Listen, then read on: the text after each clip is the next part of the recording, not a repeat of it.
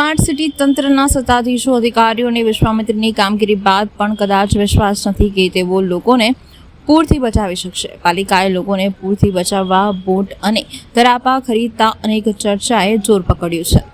કહેવાતી સ્માર્ટ સિટીના સત્તાધીશોને વહીવટીતંત્રના પ્રતાપે વિશ્વામિત્રી નદીની યોગ્ય જાળવણી કાળજી રખાઈ નથી। વિશ્વામિત્રીની આસપાસ દબાણો થઈ રહ્યા છે। વિશ્વામિત્રીના વહેણમાં અવરોધ આવતા નદી પાણીનું યોગ્ય વહન કરી શકતી નથી।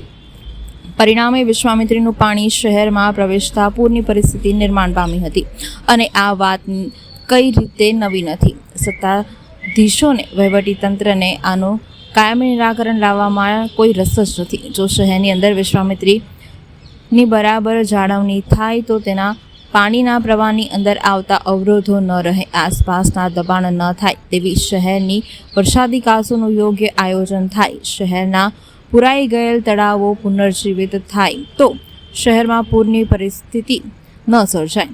પણ શરમ વિહીન વહીવટીતંત્ર અને શાસકોના પ્રતાપે આવી કામગીરી થતી નથી અને બોટ કે તરાપા વસાઈ રહ્યા છે।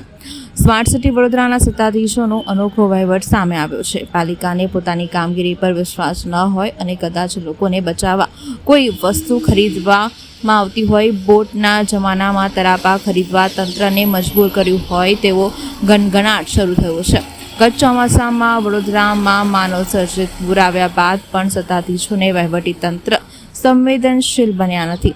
વડોદરા મહાનગરપાલિકાએ બોટ કરતાં તરાપા વધારે વસાવ્યા છે। ફાયર વિભાગે પૂરના અનુભવે 16 બોટની કામગીરી કરી હતી, જો કે સ્થાયી સમિતિ અને 8 બોટ લેવાની મંજૂરી આપી હતી। વડોદરા મહાનગરપાલિકાએ 8 બોટ અને અંદાજિત 200થી વધુ તરાપા વસાવ્યા છે।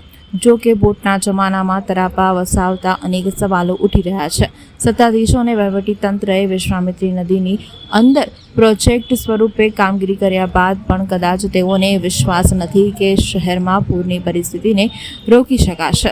જો કે હાલ તો તરાપા અને બોટને લઈને અનેક ચર્ચાઓએ જોર પકડ્યું છે, જેમાં સ્થાયી સમિતિના સભ્યને કમિશનરના મળ્યા હોવાના કારણે બોટ ખરીદવામાં કાપ મૂક્યો હોવાની ચર્ચા છે।